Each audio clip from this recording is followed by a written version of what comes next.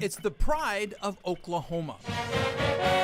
For over a century, this band has been promoting Sooner spirit with every footstep. We're on the forefront of marching bands in America and definitely in the state.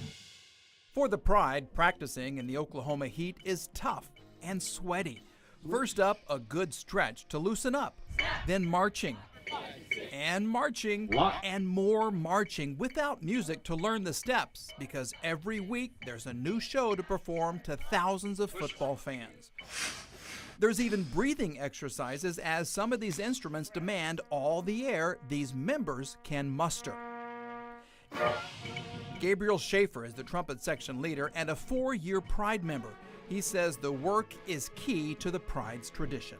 We represent Oklahoma on a national level more times than I think any other college in the state. These students also represent 70 different majors on the OU campus. 75% are majoring in a field outside of music. Their average GPA, a sweet-sounding 3.0. It's really great. It's like having a big family that I can rely on if I ever need help with school or anything else.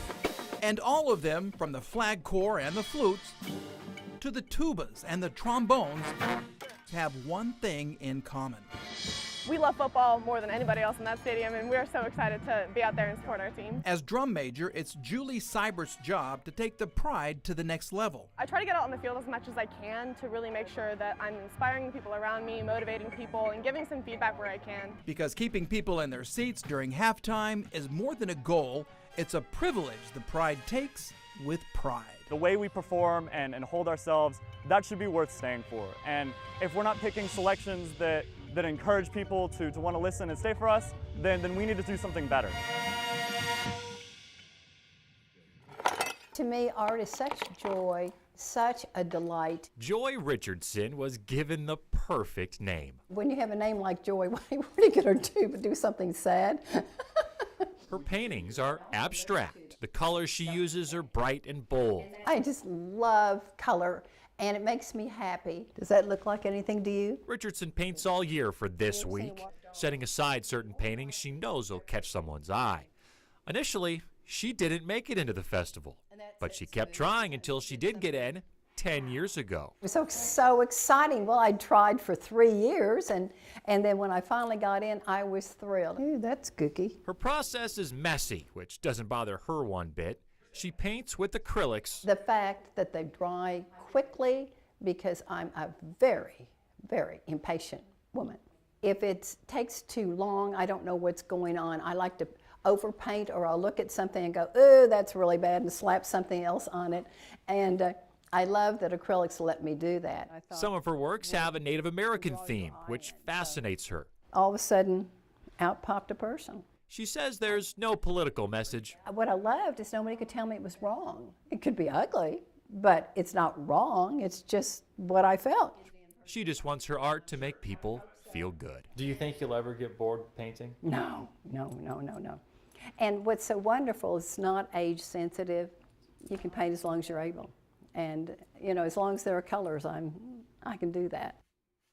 It's the tweet scene around the world. Yeah, I spend a lot of time on Twitter. 16-year-old Maddie Callahan, who's nursing a basketball injury, was helping her father, Dwayne, with the family hot dog stand at a weekend event. It was slow, and he was kind of upset that it was not going so well. Well, I think she thought that I was stressed out or sad or whatever the emotion is she thought I had. That's when Maddie came up with a brilliant idea. She'd tweet a picture of her father. I've seen posts where people have, like, put their parents on there and business just went up. So Maddie hit that send button not knowing what to expect. What could happen? She only had 200 followers. All of a sudden, my phone just starts blowing up. Her one tweet went from 10 retweets to 20 to this. Then the next day, it was at like 50,000, and I was like, whoa, like this is insane. I'm watching the numbers go up, and just my phone is just notification after notification after notification, because this thing was blowing up. So I was all in after that. What would you like on that jumbo? What was once a side business could now possibly support the family and give Dwayne, a radiation therapist by day, a chance to pursue his passion. Cooking and food has been my passion for a long time, if you can't tell. I love to eat and I love to cook. And he loves those Chicago dogs. He grew up in the Chicagoland area. I grew up eating Vienna beef hot dogs. This is the regular. Running a hot dog stand with his 2 daughters and stepson has always been on his bucket list. But Dwayne is determined to be different from other vendors. And so we decided, you know what, let's just go with where we're from. We'll bring some of the Chicago flair to the OKC area. And he's doing just that, offering Oklahomans his special Chicago dog. Perfect. And offering other dogs with a twist. Why not put your own spin on them? And so I came up with the mac and cheese dog. I've got some other ideas, but I'm not going to reveal them yet. When it comes to the perfect dog, it's what's inside that counts. When we were doing the planning, we decided to go with a 1 6-pound dog or a 6-to-1 because I felt like I wanted to be able to offer people a little more dog, but not overwhelm them with dog. And take it from a 16-year-old who's grown up eating dogs, he is right. Between you and me, how are the hot dogs? They're very good. I wouldn't say that they were good if they weren't. Trust me, I'd tell him. Chicago dog comes with, it comes on a, well, everything comes on a steamed poppy seed bun. After it was all said and done, Maddie's tweet generated more than 100,000 retweets and more than 150,000 likes. But more importantly, it's brought the whole family together, sharing this experience over an old-fashioned Chicago dog. Ma'am, next, please. It's a good thing. It makes me happy that this brought us so close. The people say all the time that we're crazy for doing that. For most, rattlesnakes trigger a response similar to, but for Steve Booker and Dennis Crow, My wife is not a big fan of me snake hunting, period.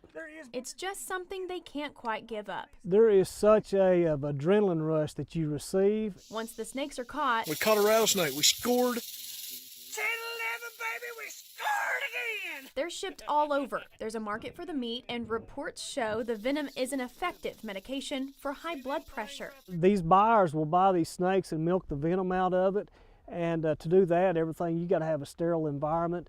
And they ship it to the drug companies. But even for this rattler-slaying crew, Get him, there you go. the creatures proved to be heart-stopping last year after a close call. The snake never rattled, he never struck. I mean, he just reached out and bit me on the side of my boot. Actually, my snake boots caught the snake. Crow suffered a massive heart attack minutes later. His doctor says that adrenaline rush might have triggered it. I was 99% blocked on the Widowmaker side. Crow, barely able to breathe, walked with the rest of his crew more than a mile back to their vehicle. Finally, after a trip to the hospital and then some much-needed recovery time, Crow and Booker geared up once again and went back out searching in the Wichita Mountains for the first time since Crow's heart attack. And we got to go right along with them. Go ahead, Crow, I'll follow you. We got a hunting lesson from the experts. This is what actually catches the snake. More specifically, we got a lesson on how to avoid a bite while hunting them. He's not gonna chase you.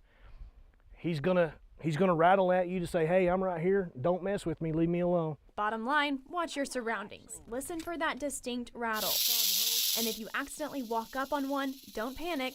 Back away slowly. And remember, rattlesnakes only respond to heat and vibrations, so it's safe to yell for help. They're gonna think I'm dumb for walking out here in these high-heeled boots. Well, we got tall grass and some rocks blocking. Yeah.